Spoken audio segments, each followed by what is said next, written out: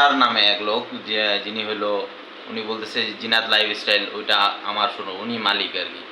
উনি সুমনার বাবা মাকে এমনভাবে মানে ব্রেন ওয়াশ করছে, বলতেছে যে আপনার মেয়ে হাফেজ ছিল, 23 পারা হাফেজ হয়েছে এবং সারা জীবন পদ্মায় চলাফেরা করছে, এখন মারা গেছে, এখন তো সে তো চলেই গেছে, তাই আপনার মেয়েকে আপনি পোস্টমর্টম করবেন, সুইবা নাড়বে, উলঙ্গ করে দেখবে, মানে এমনভাবে ব্রেন ওয়াশ করছে যে সুমনার বাবা মা মানে তাদের আর মাথা কাজ করে নেই। তখন বলতেছে যে না, আমার মেয়েকে সারা জীবন পদ্মা করছে, আমার মেয়ে এভাবে মানুষ দেখবে, আমি নিয়ে যাই, মানে এমনভাবে ব্রেন ওয়াশ করছে তাকে, মানে এমনভাবে আর কি সিস্টেম করে আর কি চাপ দিচ্ছে, মানে যাতে মানুষ কেউ বুঝতে না পারে, এমনভাবে বুঝাইছে আর কি। ওই সময় তার বাবা মাকে আলাদাভাবে নিয়ে এটা বোঝানো হয়েছে আর কি, আমাদের কাউকে যাইতে দেওয়া হয়নি এখানে। এবং মানে আমাদের লাশটা আমরা দেখতে চাইছিলাম, যেহেতু আমাদের বোন হয়, আমরা লাশটা দেখতে এসেছি, আমাদেরকে যাইতে দেয়নি ওইখানে। এখন আমার মনে হচ্ছে যে এটা কোনো স্বাভাবিক মৃত্যু না, এটা একদম অস্বাভাবিক একটা মৃত্যু। আমি সুমনার মামা, আমি হারিবিশা বাজার থেকে বাড়ি আসতেছি, এমন সময় আমার বোন আমাকে ফোন দেয়, সুমনা অসুস্থ খুব, তুই তাড়াতাড়ি হসপিটালে, এটি লেখাপড়া করছে, তুই এটি আয়। তা আমি মোটরসাইকেল ছুটে আমার জামাই সব মাদ্রাসায় আসি, মাদ্রাসায় আসার দেখে সাথে আমার দেখার সাথে সব দুয়ার নাগায় দেয়। আমি বললাম যে সুমনা খালি ডাক দাও, আর মাকে ডাক দাও, কোচে এটি নেই হসপিটাল। আমি সঙ্গে সঙ্গে মোটরসাইকেল নিয়ে হসপিটাল যাই। হসপিটালে জরুরি বিভাগে খুঁজি, সুমনার কোনো নাম টাম ঠিকানা নাই। তখন আগায় যায় দেখি, উঠে ভিড় যায় দেখি সুমনা মারা গেছে।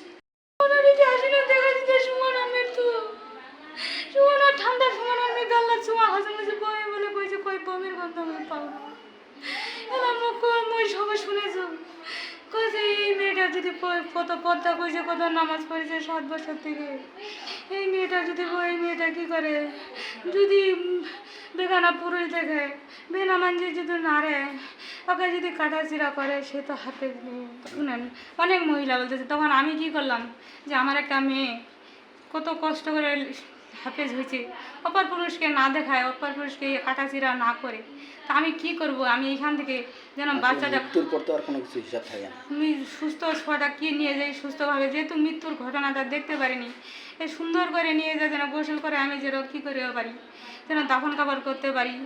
আমি এইটার জন্য কি করছি, সুন্দর করে নিয়ে গেছে। তখন তখন আমাদের কী করলো, থানা নিয়ে গেল। এখন বলতেছে থানায় একটা, ওইখানে হসপিটালে দিবে না বলে, কাজে বলতেছে থানা থেকে নিয়ে আসতে হবে। আমার নাম মোহাম্মদ নুরে আলম সিদ্দিক। আমি হলাম মেয়ের বাবা। আমাকে বলছিল তোমার মেয়ে অসুস্থ, সিরিয়াস অসুস্থ, তোমরা চলে আসো। কোথায়? মাদ্রাসায়। আমরা তখন গাড়ি ভাড়া করে অটোতে চলে মাদ্রাসায় চলে আসি। মাদ্রাসায় চলে আসে, ওখানে আমার মেয়েকে দেখতেছি, আমার মেয়ে নেই। তখন আমি বলতেছি আমি অস্থিরতা লাগতেছে আমাকে, আমার মেয়ের অসুস্থতার কথা বললো। এখান মাদ্রাসায় আসতে বললাম, মাদ্রাসায় নেই, তাহলে আমার মেয়ে কোথায়? তখন বলছে না, তোমার মেয়ে হসপিটালে আছে। তখন ততক্ষণে আমি ওখান থেকে হসপিটালে আসি। হসপিটালে এসে অসুস্থতার কথা বলে আমার মেয়ের লাশ দেখতে পাই। তখন আমার মাথায় কোনো সেন্স হয়নি, আমাকে অসুস্থতার কথা বলে আসে দেখে আমার মেয়ের লাশ হয়ে পড়ে আছে এখানে। তখন আমি একটা অঙ্গীকারনামায় সই দিয়ে ওখান থেকে থানার হসপিটালে অভিযোগ করছে, থানা থেকে থানায় যেতে হবে, থানায় তোমাকে এটা সই সম্পাদ করে হসপিটাল থেকে লাশকে নিয়ে যেতে হবে। এখন আমার সাথে যে কথাবার্তা হয়েছিল সেই কথা এবং কাজে মিল পাচ্ছি না। এখন যে এর মৃত্যুটা কিভাবে ঘটলো সঠিকটা আমি জানতে চাই। আমার নাম আমিনা খাতুন, আমি সুমনার বড় বোন। সুমনা মাদ্রাসায় এবার যাইতে চাইছিল না, ও বাসায় অনেকদিন ছুটি কাটাইছিল। ও বলতেছে আমি মাদ্রাসায় যাব না। তখন আমি বুঝাই যে আপু যা, আর কয়েক পারা আছে, তাড়াতাড়ি পড়বি, তাড়াতাড়ি বাসায় চলে আসবি, এবার যা, আর যাইতে হবে না। আমার পা ধরে কান্না করতেছে, আপু আমাকে ওখানে ভালো লাগে না, আমাকে পড়ার সুযোগ দেয় না, আমি একটু পড়তে বসলে আমাকে কাজ বাতায়, আমি পড়তে পারি না। আবার যদি কাজ না করি মুরব্বির কাছে বিচার দেয়, মুরব্বি বকা দেয়। এই ভয়ে আমি হচ্ছে যে স্টক হব। আর অসুস্থ হইলো আমার বাবা মাকে কেন সাথে সাথে ফোন দিল না? আমার বাবা মা কোথায় নিয়ে যাবে, কোন হসপিটালে নিয়ে যাবে তাদের সন্তানকে, সেটা তাদের ব্যক্তিগত ব্যাপার। কিন্তু আমার বাবা মাকে অসুস্থর কথা বলে তারা হাতে লাশ দিছি। আমার বাবা মা তো আতঙ্কিত খায় গেছে, আমার বাবা মা চায়নি, এই জন্য আমরা একটু আগাই নেই। আমি আমার বোনের সত্য ঘটনা চাচ্ছি। আমার বোন মৃত অবস্থায় তাকে পাইলাম। যখন তাকে আমি দেখলাম, তখন দেখার পরেই আমার আর তখন আমি তাকে হাত দিয়ে দেখতেছি, মুখ নাড়তেছি, গাল নাড়তেছি, মাথা সত্তাছি, কপাল সত্তায় দেখতেছি যে তার একেবারে মুখ ঠান্ডা। আর আমার মা স্টিল দ্বারা আছে। আমার মাকে প্রথমে ফোন দিয়ে আনা হয়েছিল যে আপনাদের বাচ্চা অসুস্থ, আপনারা তাড়াতাড়ি আসেন। আমার বাবা মা আসে দেখতেছে যে হচ্ছে ও মারা গেছে। এখন ওদেরকে আগে প্রথমে বলছে যে হাসপাতালে আসছি, আপনারা আগে মাদ্রাসায় আসেন। মাদ্রাসায় আসে বলছে ধরেন আপনার কোনো আমানত দিছেন, ওইটা ধরেন খেয়ালত হয়ে গেছে, ওটা আমরা ফেরত দিতে পারলাম না। আমার মাকে যে আমি এই কথাটা বলছে, আমার মা বলছে যে তাহলে কি আমার সুমনা নাই? যে আমি এই কথা বলছে, আমার মা বলছে আমার বাচ্চার কাছে নিয়ে যান। আমার মা আসে দেখে আমার বোন মৃত অবস্থায় শুয়ে আছে। আমার মায়ের মাথা কাজ করে না, আমার মার মাথায় ঢুকায় দিছে কথাটা যে আপনার বাচ্চা একজন হাফেজি, আপনার বাচ্চা 23 পারা খতম করছে, মুখস্থ করছে।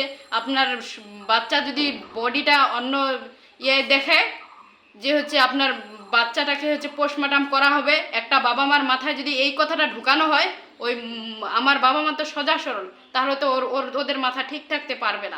মা বাবার কাছ থেকে জোর করে ওরা একটা অঙ্গীকার নিছে যে আপনার সন্তানকে কোনো রকম যাতে পোস্টমর্টম করানো না হয়, এই ভয় দেখে জোর করে একটা নিছে।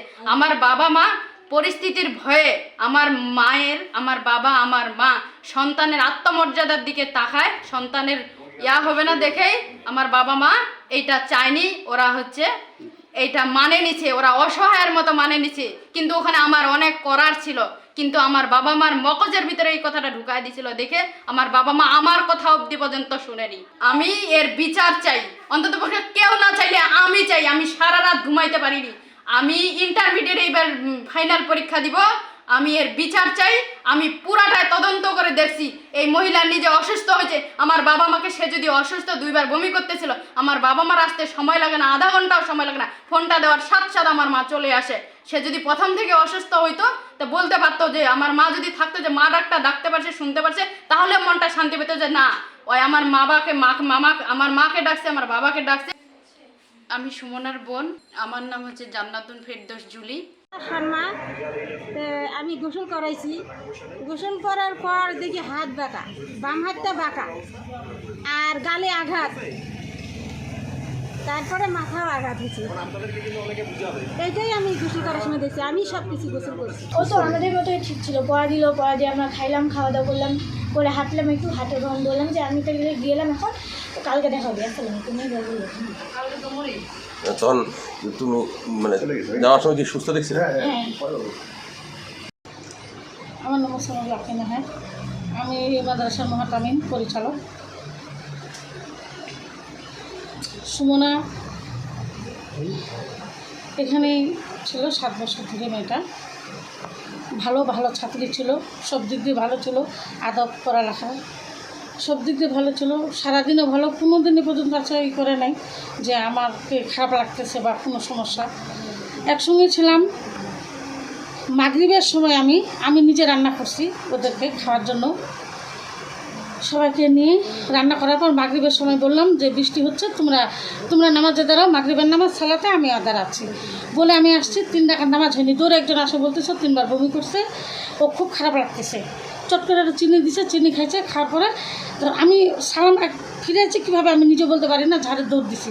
দৌড় দিয়ে যাই দেখে বলতেছি যে কী ব্যাপার, ও তো করতেছে।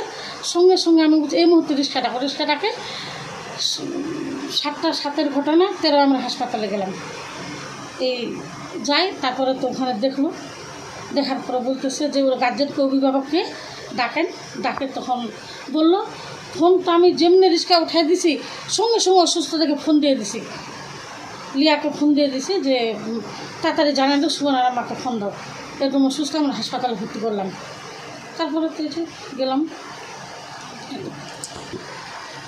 ওটা হলো নিতে নিতে মানে যখন ওখানে একসাথে আমরা তো ওই সময় খেয়ালই করি না, ওদিকে থাকেনি, কোলে নিয়ে তো আমরা চলবো একটু না, এখানে আসেনি আমরা। না তার বাবা মা আমরা হচ্ছে এইগুলো মানে পড়াটা দিয়ে সবাই খেলতেছিলাম, খেলতে খেলতে তখন ও বলতেছি কি আমার মাথাটা ব্যথা করতেছিল। তখন হচ্ছে মানে বিকালবেলা তখন হচ্ছে খেলতেছিলাম, তখন হচ্ছে বলতেছে আমার মাথাটা ব্যথা করতেছে। তখন হচ্ছে তখন একটা খালামুনির কাছে বলতেছিল কি যে আমি তেল আছে আপনার কাছে। তখন হচ্ছে খালামুনিটা বলতেছে আমি তো তেল দিই না।